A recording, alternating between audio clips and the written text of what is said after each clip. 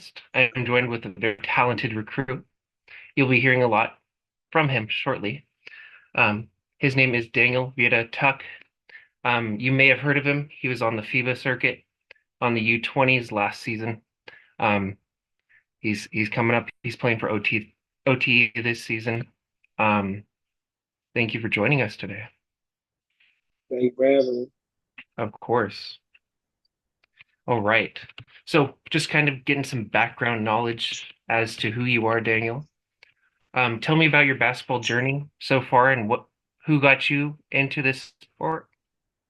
Yeah, I started playing when I was maybe around 6 years old. My dad actually played as well. He played on the for like around 12 years, played in the CBA, a couple different places. Yeah, he got me. He pretty much got me started. I mean, I've probably been around basketball ever since like I was born.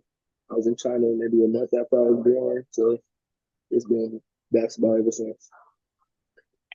Awesome. That's amazing. All right, I have to ask this on every podcast. Um, who's your favorite basketball player currently or all time, and who do you model your game after? I like Kyrie. That's pretty much my favorite. I try to use a lot of his stuff like screen and strings, rapping, Jamal Crawford. I like those guys a lot. That's amazing. Yeah, I can definitely see some comparisons there. You dribble, your handle. Um, Tell me about your early basketball journey starting in high school. I see you bounced around between a couple prep schools stateside. Tell me about that journey. I started off at Nashville Timberview. It's in Arlington, Texas.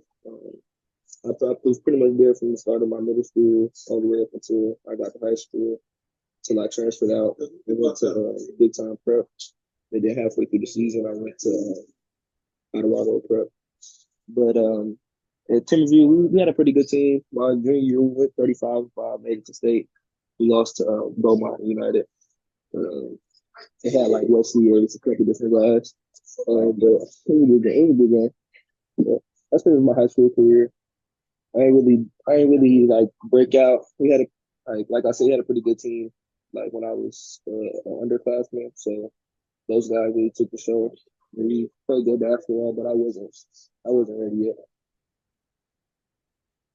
Well, you've definitely emerged onto the scene, um, and I'm very happy to have you on today.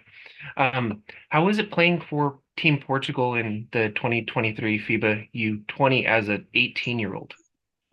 It was a different type of experience coming from America. Like our game's way more fast paced. I had to learn how to slow down, play more within the offense. I'm used to, in America you do like AU and it's more like I'm saying you get out there and you pretty much do what you want. You know what I'm saying? It brought me a little bit more structure and it was a good experience overall. I enjoyed it. It was too good. I met my teammates, my brothers, and you know what I'm saying? I met with those guys to this day. You know what I'm saying? We always stay in contact. That's amazing.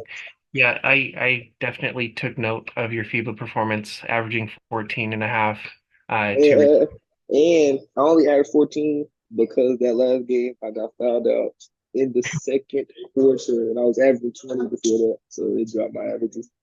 there we go. So That made me sick. I was so hurt by that. all right.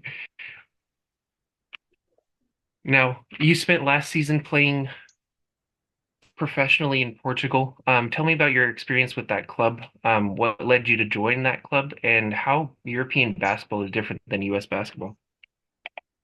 I got the offer maybe right before I went to play. Like at the prep school, I had got an offer to go come play with the team, and I was contemplating if I was gonna go back to school or not. And then after the FIBA season, I was like, I'll just go ahead and do it because I had to get my Portuguese citizenship, and they have a rule you got to play 2 seasons in Portugal, and that FIBA season, like the FIBA in summer, was 1 season counted, and then when I played with Benfica, that was my second one, so I'm considered a Portuguese player now. So that's pretty much the reason I did it. And the difference is like it's just a slower game. It's like it's way slower. My coach wanted to slow it down a lot, which was difficult for me at first. Man. I got adjusted, and it was a good experience. Like play older guys, like guys in their 30s. You know what I'm saying? Real grown men, got to feed their family. It was real different, but it was a good experience. I enjoyed myself. Transitioning from the Portugal League Um, Europe plays really, really slow.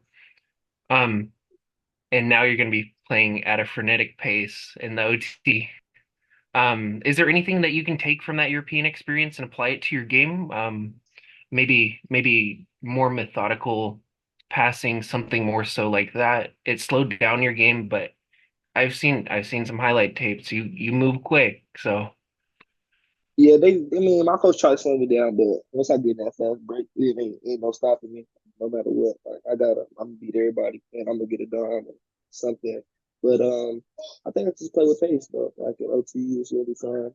Get up and down, got a good group, and should be a show. yeah, definitely. Okay, so um, due to unforeseen circumstances, you will not be joining the University of Memphis this fall, instead signing with the OT Diamond Doves. What appealed you to the OT program itself? I just ain't really want to go back overseas, and OT was just probably the best job. Like, I could have had some other options. Like I could have went Duke or maybe went to G League or something, but I just OT was probably the best option. I had a few offers from OT, and I decided to go to the. Yeah, no, the OT is a great program. I can say nothing but great things about them. They've had quite a few success stories, a lot of players coming into college, some guys in the league. So, I wish you all the best with that journey. Thank you. So, you are still committed to the University of Memphis once you're cleared. What appealed you to the Memphis program? I like Penny. Yeah, I like what they were saying. It was a good opportunity, I think. And they said all the right things. I mean, it was just it felt like I had no other options. I agree. The Memphis program is great. Nothing but good things to say about Coach Hardaway. I think he's pretty much a guru with the guns. He's done it himself. Did that factor into your decision committing to Memphis? Yes, he had a whole bunch of great guards, and it was just like I said, I felt like I had no other option. Memphis called my name. He was calling my name. Definitely. What propelled you to take your game to the next level, and was there like a moment that you felt your game take that next step? Um, I mean, I always worked hard, but once I like grew into my body, like I was real like little coming to high school. Like I was 5'5" as a freshman, and at 5'5", it's not much you can. You know what I'm saying? Like I was shooting a lot of threes. Like I was little. I was maybe like 90 pounds, maybe. I just had to really grow. I got way more athletic, and that helped me a lot. But I just had to keep putting in the work. That's it. Just keep working. My dad trained me all my life. So like I always had handles and stuff I could shoot. My handle came from when I was younger, and I do and it stayed with it. I still work on it. Yeah, just working. Keep working through it all. Big good, bad. It didn't matter. I was just gonna keep getting in the gym, keep improving, no matter what. That's great. What do you think? What do you consider your greatest strengths on the basketball court? Creation, shot creation, and my handle, fast break. You know, It's hard to stop you in transition. I've seen that firsthand. Um, in what area do you feel like you need to improve, or and what steps are you taking towards them?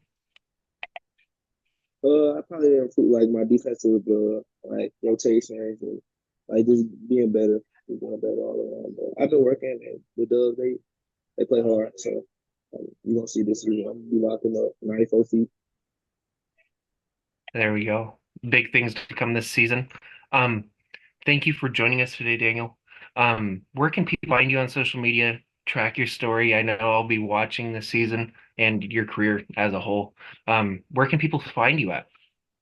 Vieira-Tuck, 2Ks on Instagram, 1K on TikTok. That's about it. Perfect. That's great. Thank you so much for joining us today. I truly appreciate you taking your time. Appreciate you, Cody. Of course. Have a good one. You too.